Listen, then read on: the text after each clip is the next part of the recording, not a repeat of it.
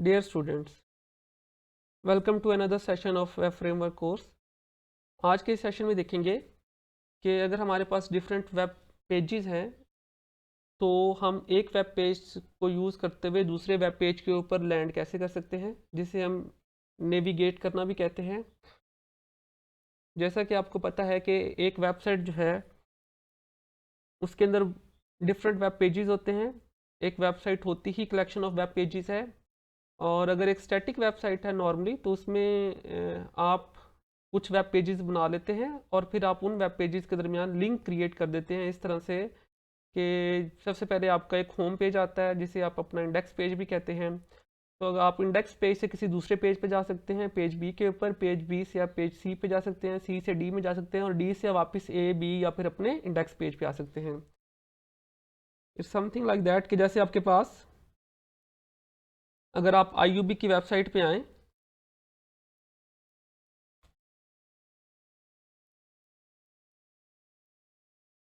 तो ये जो पहला पेज आपके पास यहाँ पे रेंडर होगा जो गूगल प्रोवाइड कर रहा है, तो ये एक तरह से इसका होम या इंडेक्स वाला पेज हो जाएगा।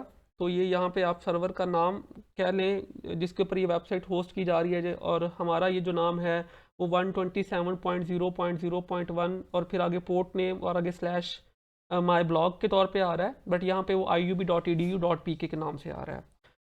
तो अब यहाँ पे बहुत सारे वेब पेजेस हैं और अब आप इन एक वेब पेज से दूसरे वेब पेज में स्विच कर सकते हैं, और यहाँ पे उसके ये डिफरेंट लिंक्स प्रोवाइड किए गए हैं आपको। सो लेट्स से अगर मैं अबाउट में जाना चाहता हूँ और अबाउट में वाइस चांसलर के मैसेज पे जाना चाहता हूँ तो मैं यहाँ पे क्लिक करूँगा तो मेरे पास एक माइट भी एक नया पेज रेंडर हो जाएगा, और उस पेज के ऊपर हम जाके उससे रेलिवेंट सारी एक्टिविटीज़ देख सकते हैं। या लेट्स से अगर मैं कैंपस लाइफ में मैं यूनिवर्सिटी ट्रांसपोर्ट के पेज पे जाना चाहता हूँ तो मैं इस पर लिंक क्लिक करूँगा तो ये देखिए ये ऊपर एक तो एक नेविगेशन बार के अंदर उसका राउट आ गया, कि ये किस राउट पे जा रहा है, और दूसरा जो है वो एक नया पेज रेंडर हो गया हमारे पास। तो अभी हम जो प्रीवियसली हमने सेशन किया उसमें हम देखते हैं कि हमें डायरेक्टली यहाँ पे जाके इस चेंजेस को अप्लाई करना पड़ता है। ऑल्दो कि अगर मैं यहाँ पे लेट्स से मैं यहाँ पे थ्रू लिंक के नहीं आता, मैं डायरेक्टली भी यहाँ पे अगर इस यूआरएल को भी हिट करूँ तब भी मेरे पास ये वही पेज ही ओपन होगा जो लास्ट टाइम ओपन हुआ था यूनिवर्सिटी ट्रांसपोर्ट का। तो ये देखें फिर वही यूनिवर्सिटी ट्रांसपोर्ट वाला ही पेज ही रेंडर हो गया है। तो लास्ट टाइम हमने ये जो काम किया था वो हम यूआरएल बार के ऊपर जाके हम डिफरेंट पेजेस को नेविगेट करवा रहे थे, बट हम चाहते हैं कि हमारे पास ये ऐसा ना हो, बल्कि हम जब अपने इस मेन पेज के ऊपर आए, ये जो मेरा होम पेज है, तो यहाँ पे कॉन्टैक्ट अस का कोई लिंक होना चाहिए। तो जब हम उस लिंक पे क्लिक करेंगे तो हम उस पेज पे रेंडर कर जाएं, रादर देन कि हम अपने यूज़र को यूआरएल्स पैटर्न उसको याद करवाने पड़े हमें। तो डेफिनेटली यूज़र्स कभी भी यूआरएल्स को याद नहीं करेगा, वो होम वेबसाइट पे आ जाएगा और होम वेबसाइट के ऊपर जितनी भी नेविगेशन है वो हमारे जो है वो टैग्स या लिंक्स जो जो हम नेविगेशन के प्रोवाइड करेंगे वही उनको यूज़ करते ही वो रीडायरेक्ट कर सकेगा। अब ये हम टैग्स कैसे क्रिएट करते हैं जो कि यूज़र को एक वेब पेज से दूसरे वेब पेज पर रीडायरेक्ट करवाएंगे। तो लेट्स से ये मेरा होम पेज है और इसको मैंने index.html के नाम से स्टोर किया हुआ है, और इसके ऊपर मैं अपना एक दूसरा पेज जो कि कॉन्टैक्ट एस का है, मैं उसका लिंक प्रोवाइड करना चाहता हूँ। तो लिंक प्रोवाइड करने के लिए आपके पास जो टैग अवेलेबल है HTML के अंदर वो ए टैग है, और ए टैग का एक एट्रीब्यूट है विच इज़ href। तो इस href के अंदर आपने वो पाथ देना होता है जिस पाथ के ऊपर आपने रीडायरेक्ट करना है। जब इस लिंक के ऊपर क्लिक होगा तो सबसे पहले हम लिंक का नाम बना लेते हैं। तो लेट्स से लिंक का नाम जो है वो कॉन्टैक्ट अस है, और मैं चाहता हूं कि जब यूज़र कॉन्टैक्ट अस पे क्लिक करेगा तो href के अंदर हमने जो भी पाथ दिया हुआ है तो हमारा वेब पेज जो है वो उस पाथ के ऊपर नेविगेट कर जाए। अब यहाँ पे हमने जो पाथ देना है वो बेसिकली एक यूआरएल हमने उसको प्रोवाइड करना है, और वो यूआरएल हम कैसे प्रोवाइड करेंगे, यहाँ पे देखिए मैंने डिफरेंट यूआरएल्स के नेम डिफाइन किए हुए हैं। तो आप किसी भी यूआरएल का जब वहाँ पे नेम पास करेंगे तो जब यूज़र वहाँ पे कॉन्टैक्ट अस पे क्लिक करेगा तो वो इस यूआरएल पैटर्न के ऊपर नेविगेट करेगा, और इस पैटर्न को हैंडल करने के लिए हमारे पास फिर व्यूज़ में डिफरेंट फंक्शंस हमने ऑलरेडी क्रिएट किए हुए हैं जो कि इसको हैंडल कर लेंगे। तो अब ये href प्रोवाइड करने का तरीका कैसे है, सबसे पहले आप करली ब्रेसिस को यूज़ करेंगे, और करली ब्रेसिस के अंदर आपने परसेंटेज के साइन यूज़ करने हैं, और परसेंटेज साइन के अंदर अब आपने यहाँ पे यूज़ करना है URLs। फिर अगेन आपने सिंगल कोट यूज़ करने हैं, और अब आपने जिस भी नाम से यूआरएल को स्टोर किया हुआ है अपनी urls.py वाली फाइल के अंदर, आपने वो वाला यूआरएल यहाँ पे प्रोवाइड कर देना है। तो जैसा कि मैं यहाँ पे देखें हर यूआरएल को एक नाम प्रोवाइड करता जा रहा हूँ। तो ये नाम हम कहाँ यूज़ करते हैं, ये नाम हम तब यूज़ करते हैं जब हमने इन यूआरएल्स के ऊपर अपना कोई भी वेब पेज रीडायरेक्ट करवाना होता है। तो लेट्स से अभी मैं कॉन्टैक्ट वाले पेज पे रीडायरेक्ट करवाना चाहता हूँ, तो मैंने इसका नाम यहाँ पे अबाउट लिखा हुआ है, तो हम यहाँ पे इसको कॉपी कर लेंगे और यहाँ पे हम अबाउट को पेस्ट कर लेंगे।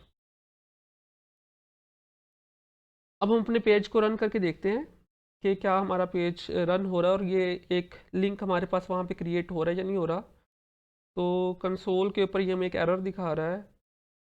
आई थिंक हमारी ऐप जो है वो रन नहीं हो रही है, तो हमें देखना पड़ेगा। आई थिंक यहाँ पे यूआरएल एस की बजाय खाली यूआरएल आता है। इसको सेव करते हैं।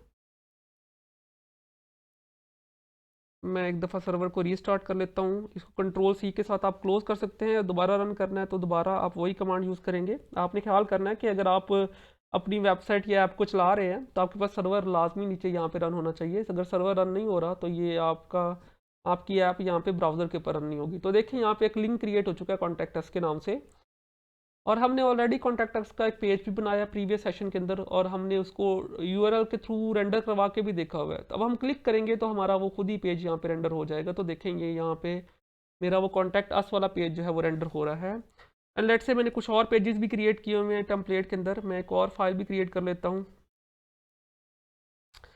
और लेट्स से मैं इसको नाम दे देता हूँ gallery.html का, जिसके अंदर कुछ इमेजेस स्टोर की हुई है मैंने।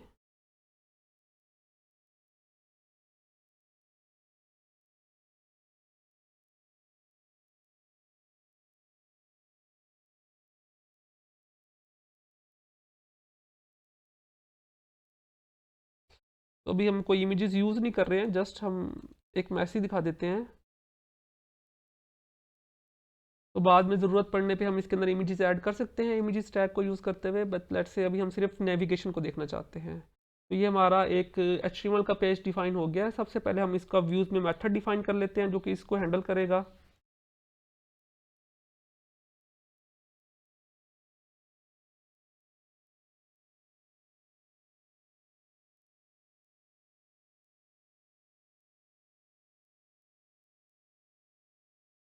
gallery.html। अब हम इसका यूआरएल भी डिफाइन कर लेते हैं।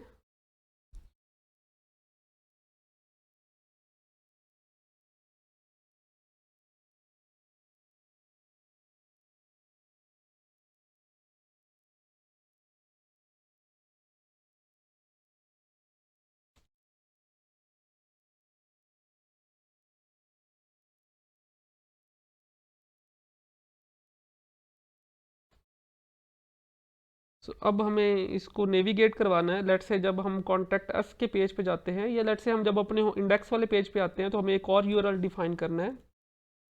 सबसे पहले लाइन ब्रेक करवा लेते हैं, और लाइन ब्रेक करवाने के बाद हम एक और टैग डिफाइन कर देते हैं ए।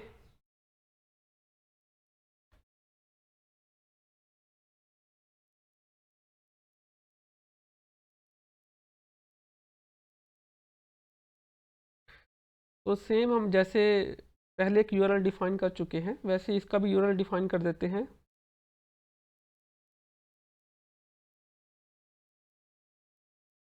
तो वहाँ पे हमने गैलरी के नाम से यूआरएल डिफाइन किया हुआ है, इसको सेव किया, और अब हम वापस आते हैं अपने होम पेज पे दोबारा जाते हैं, इसको रिफ़्रेश करते हैं। आई थिंक हमने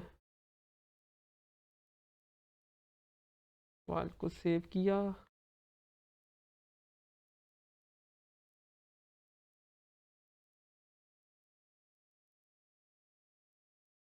मैं स्पेलिंग गलत यूज़ कर रहा हूँ। आई थिंक गैलरी के स्पेलिंग व्यूज़ व्यूज़ के अंदर कुछ और नाम से है, और मैंने वहाँ कुछ और नाम यूज़ किया हुआ है। तो मैं दोबारा से इसको कॉपी कर लेता हूँ, सेव एंड url.py गैलरी, और इस नाम को भी आई थिंक मैंने यहाँ पे ई यूज़ किया हुआ है, वहाँ पे ए यूज़ किया हुआ है। इंडेक्स वाले पेज पे आते हैं, यस यहाँ पे ए यूज़ किया, जबकि एक्चुअली में वहाँ पे ई यूज़ किया हुआ है। ये नाम आपने ख्याल से सेट करने हैं। तो ये देखिए यहाँ पे एक और यूआरएल बन के आ गया, और जब हम इस पर क्लिक करेंगे तो ये हमें गैलरी वाले पेज पे लेके जाना चाहिए था इसको, लेकिन वहाँ पे भी कोई एरर आ गया। आई थिंक मैंने फिर वहीं पे कोई नाम की कोई मिस्टेक मैंने की हुई है।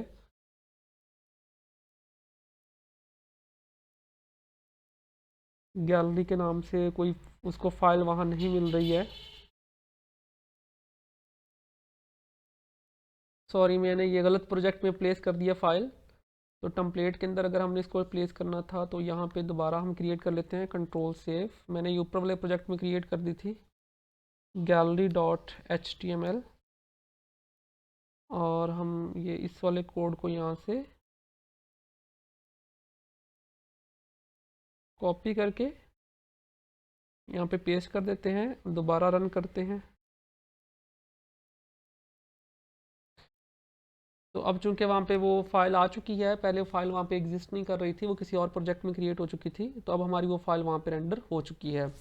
अब लेट्स से हम चाहते हैं कि गैलरी वाले फोल्डर पे जब हम आएँ तो यहाँ पे हमारे पास जो है वो बैक का ऑप्शन होना चाहिए कि हम वापस इंडेक्स वाले पेज पे जा सकें। तो अब हम एक यूआरएल हम यहाँ पे भी डिफाइन कर सकते हैं ताकि हम बैक जा सकें। तो href, तो हमारा होम जो पेज है हमने उस पर रिडायरेक्ट करना है, तो उसका हमें यूआरएल इंडेक्स के नाम से स्टोर किया हुआ है।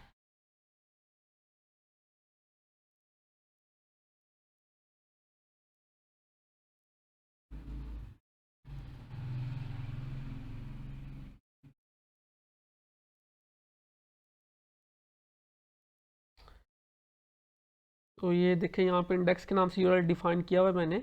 अब मैं इसके ऊपर रिडायरेक्ट करना चाहता हूँ वापस, तो गैलरी, और हम यहाँ पे नाम बैक का लिख देते हैं, बैक लिंक क्रिएट कर रहे हैं क्योंकि हम सेव किया इसको।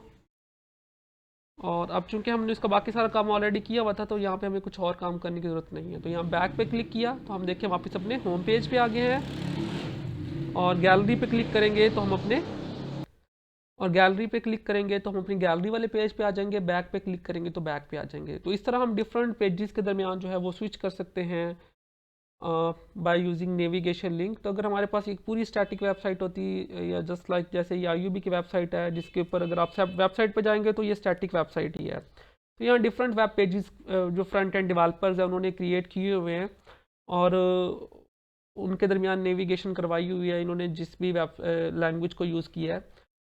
अब हमने नेक्स्टली ये देखना है कि अगर हमने एक यूज़र इंटरेक्टिव वेबसाइट क्रिएट करनी है तो वो हम कैसे क्रिएट कर सकते हैं। तो यूज़र इंटरेक्टिव वेबसाइट वो होती है जैसे कि जस्ट लाइक अगर आप माई IUB पे जाएं तो अब यूज़र यहाँ पे कोई डाटा प्रोवाइड करेगा।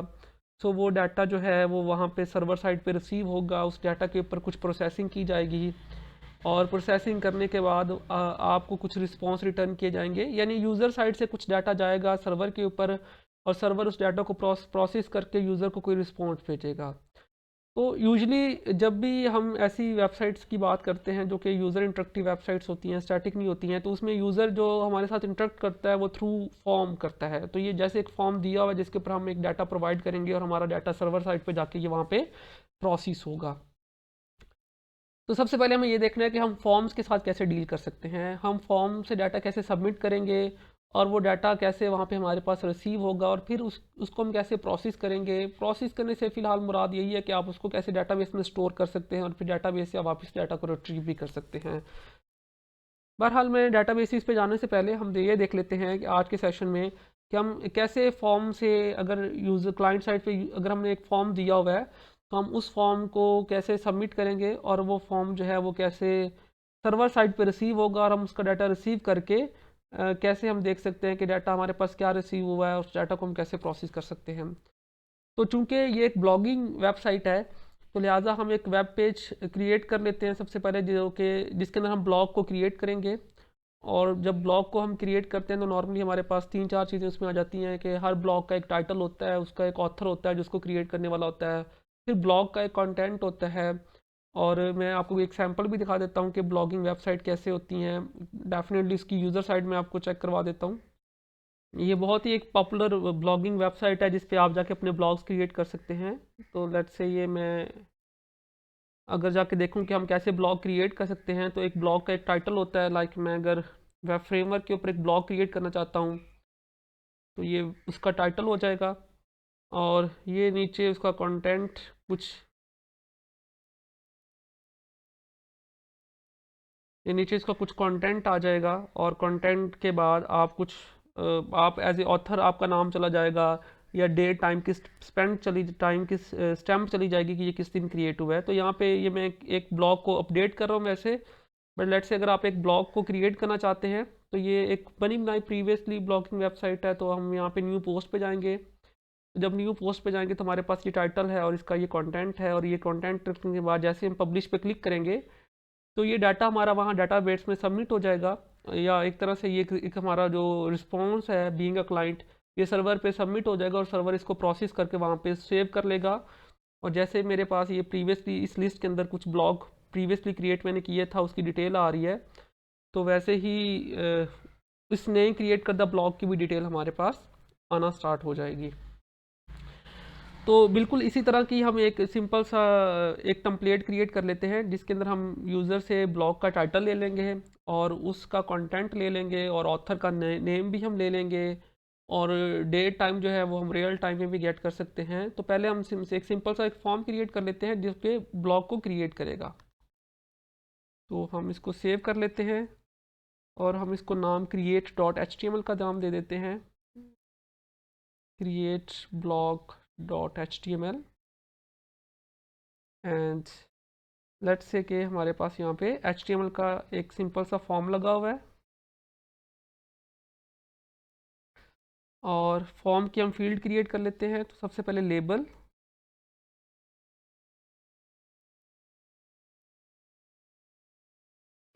ऑथर नेम ले लेंगे और इनपुट टाइप टेक्स्ट कर लेंगे, नेम ऑथर कर लेंगे, एंड दैट्स इट। एक प्लेस होल्डर भी यूज़ कर लेते हैं हम। सो मैंने ये कुछ फील्ड क्रिएट कर ली हैं, एक ऑथर नेम के नाम से, एक टाइटल के नाम से, और एक हम क्रिएट कर लेते हैं कंटेंट के नाम से, जो ब्लॉग का कंटेंट आएगा।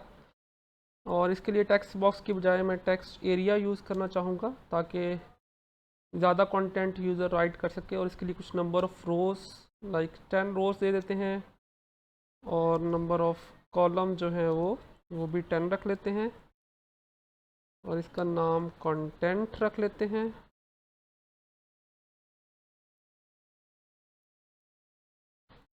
और लास्ट में हम एक सबमिट का बटन क्रिएट कर लेते हैं,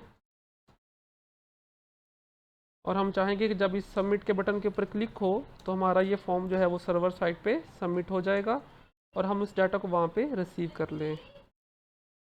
तो ये मैंने एक फॉर्म क्रिएट कर लिया है, मैं इसमें कुछ लाइन ब्रेक भी यूज़ कर लेता हूँ। ये वो फॉर्म है जो यूज़र से इंटरेक्ट करेगा।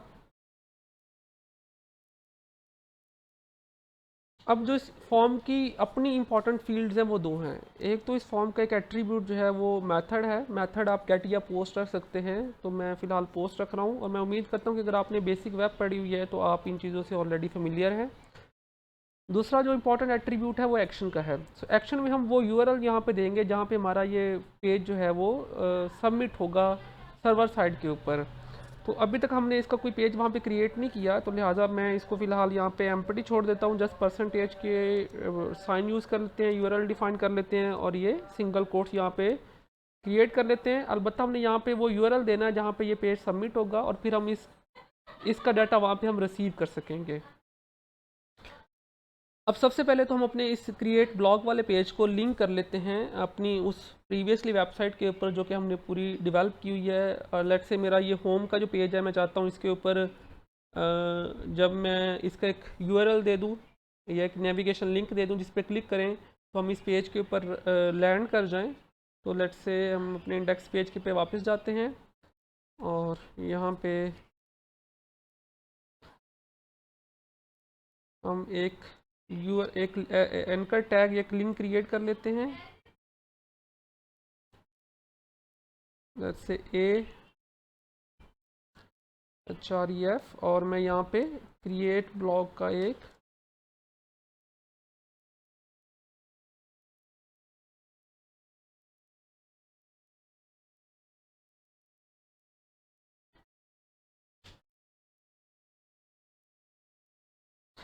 लेट्स से जब हम इसका एक यूआरएल क्रिएट करेंगे तो हम उसका नाम क्रिएट ही रख लेंगे, और हम इसी को यूज़ कर लेंगे। तो हमने यहाँ पे क्रिएट ऑलरेडी यूज़ कर लिया है, अलबत्ता हमने इस क्रिएट को अभी तक हमने डिफ़ाइन नहीं किया। तो ये रिक्वेस्ट हमारी क्रिएट के ऊपर जाएगी। अब सबसे पहले व्यूज़ डॉट पाई में जाते हैं और यहाँ पे डेफ हम एक क्रिएट के नाम से ही मेथड क्रिएट कर लेते हैं which is gate request parameter, और ये रिटर्न करेगा रेंडर रिक्वेस्ट कॉमा पेज का नाम जो हमने रखा हुआ है वो क्रिएट ब्लॉग डॉट HTML। हम इसका नाम भी यहाँ क्रिएट अंडरस्कोर ब्लॉग ही कर लेते हैं, और इसको हम व्यूज़ में जाके यूज़ भी डिफ़ाइन कर लेते हैं। तो हमारी जो जो हमारी url.py वाली फाइल है वहाँ पर भी जाके इसका पाथ डिफ़ाइन कर देते हैं। सो पाथ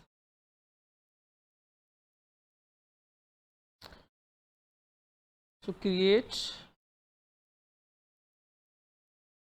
डैश ब्लॉग, कुछ इस तरह से पाथ नज़र आएगा, एंड व्यूज़ डॉट, ये हमारा मेथड है एंड हम इसका नाम भी यहाँ पे डिफ़ाइन कर देते हैं विच इज़ ओनली क्रिएट। सो हमारा ये URL डिफ़ाइन हो चुका है। अब हम पहले देखते हैं कि क्या ये सही काम कर रहा है हमारे पास या नहीं कर रहा। तो हम वापस आते हैं और यहाँ हम बैक पे क्लिक करते हैं। तो ये देखिए यहाँ क्रिएट ब्लॉग का लिंक क्रिएट हो चुका है। जब हम इस पर क्लिक करते हैं तो क्या फॉर्म रेंडर होता है, हमारा फॉर्म रेंडर नहीं हो रहा। उसकी रीज़न ये है कि हमने यहाँ पे कुछ नहीं लिखा। तो यहाँ पे अब हम चूँकि इसका नाम डिफ़ाइन कर चुके हैं तो नाम यहाँ पे इसका क्रिएट हमने कर दिया।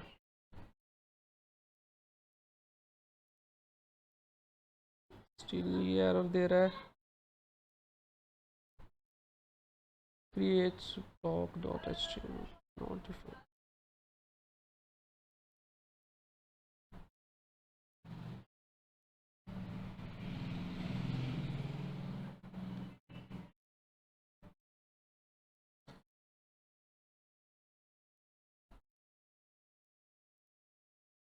ये फाइल हमने सेव नहीं की थी, आई थिंक इस वजह से एरर आ रहा था। दोबारा रन करते हैं।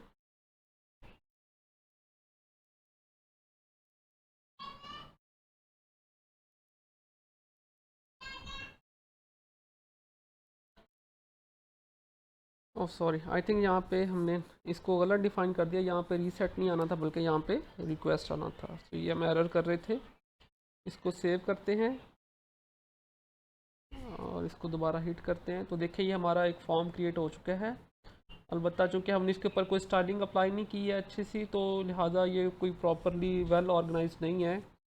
बट हम इसको थोड़ा सा ऑर्गेनाइज़ कर लेते हैं। अगर चाहें तो हम इसको एक टेबल के अंदर इन फील्ड्स को पुट कर देंगे तो ये ऑर्गेनाइज हो जाएगा। तो मैं इसको थोड़ा सा ऑर्गेनाइज कर देता हूँ। सो ये मैंने पूरे फॉर्म को एक टेबल के अंदर इनक्लोज कर दिया है और इसमें फर्दर टेबल रोज़ और टेबल डाटा के टैग क्रिएट किए हैं एंड होप सो कि ये कुछ ऑर्गेनाइज हो गया होगा हमारे पास। यस, जिस तरह आप देख सकते हैं कि ये पहले से कुछ बेहतर नज़र आ रहा है। बस अगेन हमने इसके ऊपर चूँकि कोई CSS अप्लाई नहीं की हुई तो लिहाजा ये इतना अट्रैक्टिव नहीं है, और फ़िलहाल हमारा फोकस जो है वो फ्रंट एंड नहीं है, वो बैक एंड है। तो ये हमारा एक फॉर्म क्रिएट हो गया जिसके अंदर हम डाटा इंटर कर सकते हैं, और ये डाटा जब हम सबमिट करेंगे तो ये किस URL पे जाएगा, ये हमने URL क्रिएट का दिया हुआ है। और फ़िलहाल हम क्रिएट वाले ही फंक्शन को यूज़ कर रहे हैं इस पेज को रेंडर करवाने के लिए। तो ये हमारा क्रिएट ब्लॉक वाला जो पेज है, रिक्वेस्ट है, यही एक्सेप्ट कर रही है क्रिएट URL के थ्रू रिक्वेस्ट को। अब हमने यहाँ पे इसी फंक्शन को हम इस तरह से मॉडिफाई कर सकते हैं कि अगर तो वहाँ से एक रिक्वेस्ट हमारे पास ये पोस्ट हुई है तो ये इस रिक्वेस्ट को एक्सेप्ट करेगा, और अगर रिक्वेस्ट वहाँ से पोस्ट नहीं हुई है तो ये simply create block dot HTML वाला पेज रेंडर करवा देगा। तो इसके लिए हमें यहाँ पे इफ़ एल्स का जो है वो सेक्शन क्रिएट करना पड़ेगा। तो हम इफ़ एल्स सेक्शन के ज़रिए इस चीज़ को इंश्योर कर सकते हैं कि हमारा जो इफ़ सेक्शन है वो लेट्स से वो रिक्वेस्ट एक्सेप्ट करेगा, और एल्स सेक्शन जो है हमारा वो पेज को रेंडर करवाएगा। आप ऐसा भी कर सकते हैं कि आप रिक्वेस्ट एक्सेप्ट के लिए एक और भी यहाँ पे मेथड क्रिएट कर सकते हैं, जो कि जब वहाँ से यूज़र रिस्पांस सबमिट करेगा तो ये वहाँ पे यहाँ पे रिसीव हो जाएगा इस मेथड के अंदर। लेट्स से यहाँ पे अगर मैं एक एक्सेप्ट का मेथड बना दूँ, एक्सेप्ट ब्लॉक, यानी वहाँ से जब डाटा सबमिट हो रहा है तो ये वाला मेथड रेंडर करे तो फिर हमें यहाँ पे इफ एल्स के चेक लगाने की ज़रूरत नहीं है। बट चूंकि हमें ज़रूरत नहीं है कि हम एक ही काम के लिए दो एक्स्ट्रा मेथड क्रिएट करें, तो लिहाजा मैं क्रिएट ब्लॉक को दोनों कामों के लिए यूज़ कर लूँगा। नंबर 1 कि ये क्रिएट ब्लॉक वाले पेज को रेंडर करवाएगा, एंड नंबर 2 अगर वहाँ से यूज़र ने सबमिट का बटन प्रेस किया है तो ये रिक्वेस्ट को एक्सेप्ट करके वहाँ से डाटा फैच करेगा, और फिर डाटा को हमने जैसे भी प्रोसेस करना है हम उसको प्रोसेस करके देख लेंगे। ऑल्दो कि नॉर्मली ये होता है कि जब वहाँ से डाटा सबमिट किया जाता है तो हम उसको डाटाबेस में सबमिट करते हैं आगे फर्दर, जो जिसके लिए हमें मॉडल क्लासेस रिक्वायर्ड होती हैं डिजेंगो के अंदर। बट फिलहाल मैं डाटाबेस वाले पार्ट को स्किप कर रहा हूँ, और मैं सिंपली वहाँ से जो डाटा एक्सेप्ट करूँगा मैं उसको नेक्स्ट एक और पेज के ऊपर डायरेक्टली थ्रो कर दूँगा बगैर डाटाबेस में स्टोर किए। अब सबसे पहले चूंकि आपकी रिक्वेस्ट वहाँ पे जो है वो सबमिट हो रही है थ्रू पोस्ट मेथड, तो आपको यहाँ पे इंपोर्ट की एक फ़ाइल जो है आपको पोस्ट की एक फ़ाइल जो है यहाँ पे इंपोर्ट करनी पड़ेगी, और उसके लिए आप यूज़ करेंगे ब्लॉगिंग, आपकी जो ऐप का नेम है डॉट मॉडल, और यहाँ से आप इंपोर्ट कर लेंगे पोस्ट को। और अब जो फर्दर आपने डाटा रिसीव करना है वो आपने इस पोस्ट मेथड के साथ आपने डाटा को यहाँ पे रिसीव करना है आपने।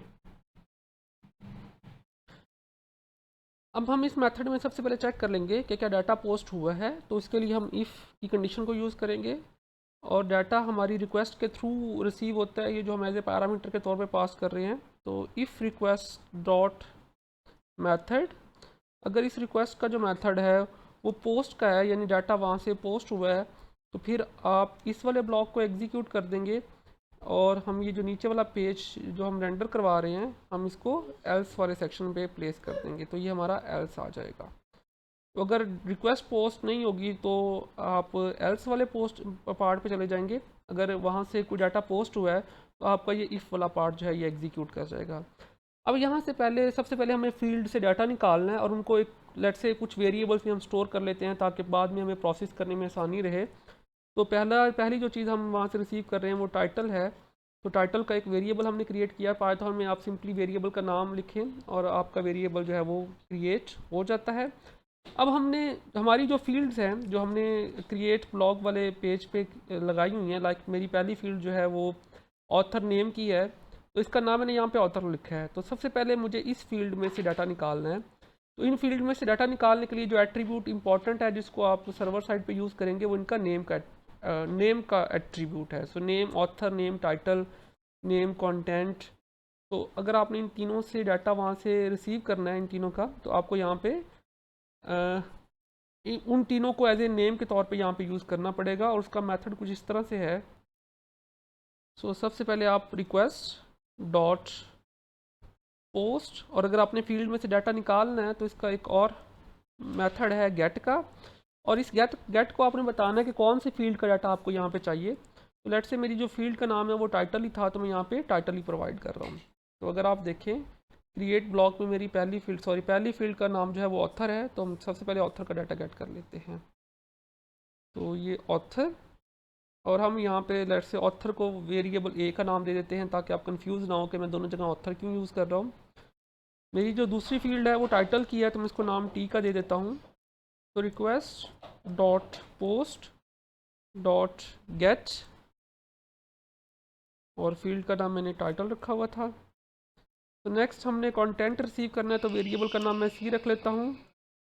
So request dot post dot gate, और हमने फील्ड का नाम जो है वो कंटेंट रखा हुआ था। तो ये तीनों फील्ड्स का डाटा हमारे पास यहाँ पे रिसीव हो चुका है। अब लेट से मैं चाहता हूँ कि मेरे पास एक और पेज है और मैंने उस एक पेज के ऊपर या मैंने एक यूआरएल बनाना और उस यूआरएल के ऊपर मैंने ये डाटा सेंड करना है। तो हम लेट से यहाँ पे रिटर्न करवा लेते हैं कि क्या वाकई हमने डाटा रिसीव किया या नहीं किया। तो HTTP रिस्पॉन्स, और HTTP रिस्पॉन्स में मैं ये पूरी लिस्ट सेंड कर देता हूँ, और पहले हम इसको एक लिस्ट में कन्वर्ट कर लेते हैं, एक डिक्शनरी में कन्वर्ट कर लेते हैं। तो मैं एक डाटा लिस्ट क्रिएट कर लेता हूँ कुछ इस तरह से कि फर्स्टली मैं ऑथर का नेम ए सेंड कर रहा हूँ, एंड देन मैं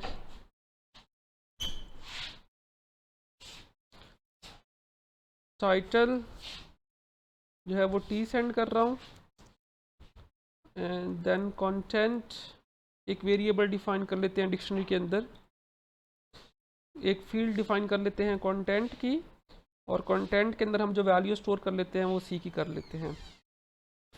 तो बेसिकली ये पाइथन के अंदर मैंने एक डिक्शनरी जो है वो क्रिएट की है, और अब हम रिस्पॉन्स में कोई सिंपल डाटा सेंड नहीं करेंगे, बल्कि रिस्पॉन्स के अंदर हम पूरी डिक्शनरी को ही रिटर्न करवा सकते हैं।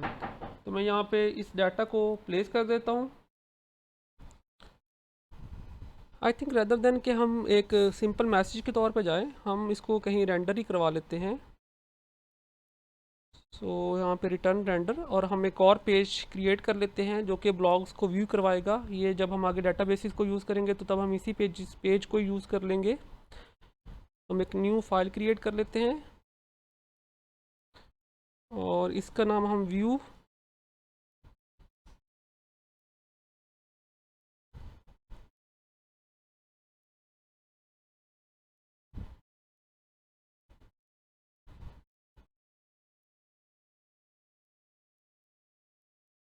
यहाँ पे न्यू फाइल क्रिएट कर लेते हैं और इसको सेव कर लेते हैं हम व्यू ब्लॉग के नाम से। ये व्यू ब्लॉग डॉट HTML के नाम से हम इसको सेव कर लेते हैं, और हम डाटा इस पेज के ऊपर सेंड कर देते हैं रादर देन के हम उसको एक सिंपल मैसेज के साथ डिस्प्ले करें। इस पेज के अंदर हम अपना बेसिक HTML कोड लगा लेते हैं, और इसकी बॉडी के अंदर आके हमने वो डाटा रिसीव करना है। वापस व्यू पे जाते हैं, पहले सेंड कर लेते हैं। अब हमने जो पेज रेंडर करवाना है इसके अगेंस्ट, वो हमारा है व्यू ब्लॉक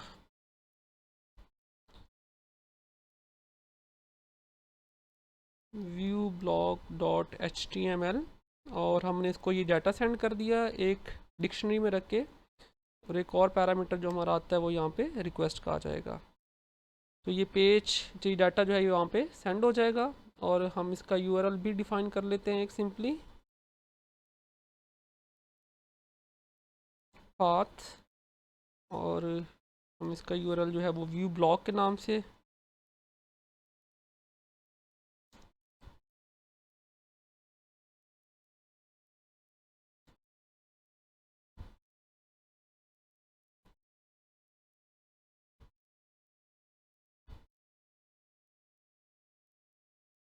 आई थिंक हमें अभी इसकी ज़रूरत नहीं है, क्योंकि हम डायरेक्टली उसको रीडायरेक्ट कर रहे हैं अपने पेज को वहाँ पे। तो ये हमें फ़िलहाल इसकी ज़रूरत नहीं है। जब इसकी ज़रूरत पड़ेगी कि हम डायरेक्टली अपने ब्लॉग्स को देखना चाहते हैं तो हम देन वहाँ पे इसको डिफ़ाइन कर लेंगे, बट अभी हमें इसकी ज़रूरत नहीं है। वो इस तरह से कि हम डायरेक्टली ही अपने पेज को रेंडर कर रहे हैं व्यू से, हम इसके लिए कोई नया मेथड क्रिएट कर ही नहीं रहे। क्रिएट ब्लॉग को हमने ऑलरेडी वहाँ पे यूज़ किया हुआ है। ऑल्दो कि हम अगर एक नया URL पैटर्न डिफाइन करना चाहें तो हम इसका कर सकते हैं। अब ये रिक्वेस्ट जो है डाटा की वो व्यू ब्लॉग डॉट HTML पे सेंड हो जाएगी। अब हमने व्यू ब्लॉग डॉट HTML के अंदर ये रिक्वेस्ट रिसीव कैसे करनी है। तो लेट्स से अगर मैंने यहाँ पे रिसीव करना है तो मैं यहाँ पे कुछ हेडिंग चूज़ कर लेता हूँ डिफरेंट, लाइक हेडिंग H1। तो सबसे पहले मैंने रिसीव करना है ऑथर का नेम, तो मैं यहाँ पे लेबल ऑथर नेम दे देता हूँ। और फिर हम कैसे रिसीव करेंगे, आप डिजांगो फ्रेमवर्क में डबल करली ब्रेसेस के साथ उस वेरिएबल को क्रिएट कर सकते हैं, या उस वेरिएबल को रिसीव कर सकते हैं जो आपका व्यूज़ से यहाँ पे आ रहा है। तो व्यूज़ के अंदर से जो पहली चीज़ हमने रिसीव करनी है वो ऑथर की है, वह हमने नेम जो है वो ए के नाम से स्टोर किया हुआ था, और हमने इसको पास किया हुआ था ऑथर की के अंदर। तो हमने इन कीज़ को वहाँ पे यूज़ करना है, तो इन कीज़ की वैल्यू हमारे पास वहाँ पे रेंडर हो जाएंगी। तो यहाँ पे हम पहला यूज़ कर लेते हैं की ऑथर, और अब मैं इसको कॉपी पेस्ट कर लेता हूँ again and again.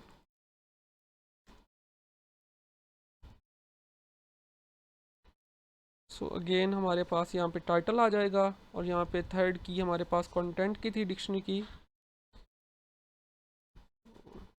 Blog title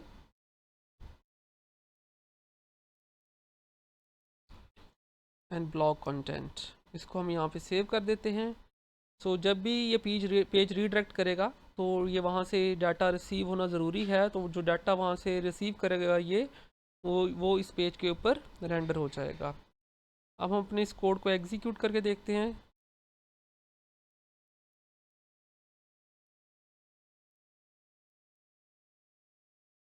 तो स्टूडेंट यहाँ पे आपको फ़िलहाल पोस्ट इंपोर्ट करने की ज़रूरत नहीं है। ये जब हम डाटाबेसेस को यूज़ करेंगे तो तब हम इसको इंपोर्ट पोस्ट को हम यहाँ पे इंपोर्ट करेंगे थ्रू मॉडल के। तो अभी हमने कोई मॉडल की फ़ाइल क्रिएट नहीं की है, तो लिहाजा ये यहाँ पे पोस्ट का एरर आ रहा था तो मैंने इसको रिमूव कर दिया है। तो ये सर्वर मेरा दोबारा से अब करेक्टली एग्जीक्यूट कर रहा है। सो अब हम जाते हैं और देखते हैं कि क्या हमारी ये फंक्शनैलिटी जो है ये सही परफॉर्म हो रही है या फिर इसमें कोई एरर है। तो मैं वापस अपने क्रिएट ब्लॉग वाले पेज पे आ चुका हूँ। तो हम पहले वापस होम पेज पे चले जाते हैं और वहाँ से वापस क्रिएट ब्लॉग वाले पेज पे आते हैं। लेट से मैं ऑथर का नाम एंड टाइटल जो है वो डिजेंगो के नाम से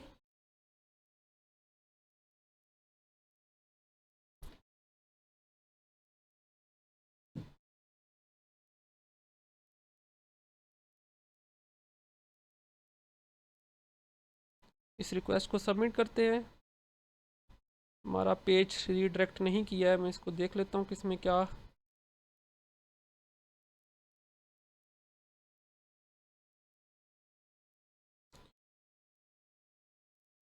अच्छा स्टूडेंट्स, यहाँ पे मैं जो एरर कर रहा था जिसकी वजह से मेरा वो पोस्ट के बाद एक नई रिक्वेस्ट पे पेज डाइवर्ट नहीं कर पा रहा था, तो वो ये था कि मैं पोस्ट के स्पेलिंग स्मॉल यूज़ कर रहा था।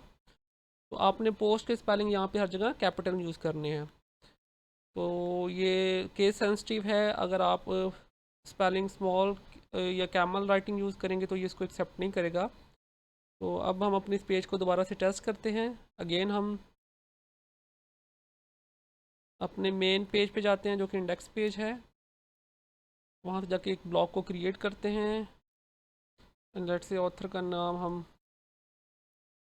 प्रोवाइड करते हैं, कोई टाइटल प्रोवाइड करते हैं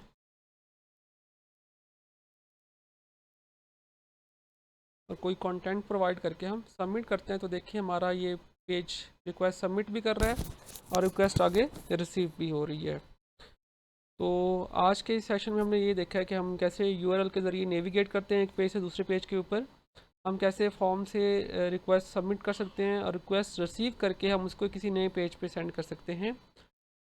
अब हम नेक्स्ट देखेंगे कि ये जो डाटा हमने यहाँ पे सेंड किया है बेसिकली रिसीव करके क्रिएट ब्लॉग के अंदर, हम इस रिक्वेस्ट को या इस डाटा को हम डाटाबेस में कैसे पोस्ट कर सकते हैं। तो डाटाबेस क्रिएशन का प्रोसेस क्या होता है और डाटाबेस में हम डाटा पोस्ट कैसे करते हैं, फिर डाटाबेस में से डाटा गेट कैसे करते हैं। सो अभी तो हमने क्या किया है, ये डाटा हमने डायरेक्टली किसी दूसरे वेब पेज पे सेंड कर दिया है। तो लेट्स से मैं चाहता हूँ कि मैं डाटा पहले इसको वेब अपनी एक डाटाबेस के अंदर पोस्ट करूँ और फिर जितने भी मेरे ब्लॉग्स क्रिएट हो रहे हैं वो सारा डाटाबेस के अंदर स्टोर होते जाएंगे और फिर जब हम व्यू वाले पेजेस पे जाएं तो हमारे पास सारे ब्लॉग्स की एक लिस्ट आ जाए। तो डेफिनेटली इसके लिए हमें डाटा को कहीं परमानेंटली पहले स्टोर करना पड़ेगा और फिर हम उसको प्रोसेस करेंगे। तो ये हम नेक्स्ट सेक्शन में देख लेंगे। थैंक यू एंड अल्लाह हाफिज़।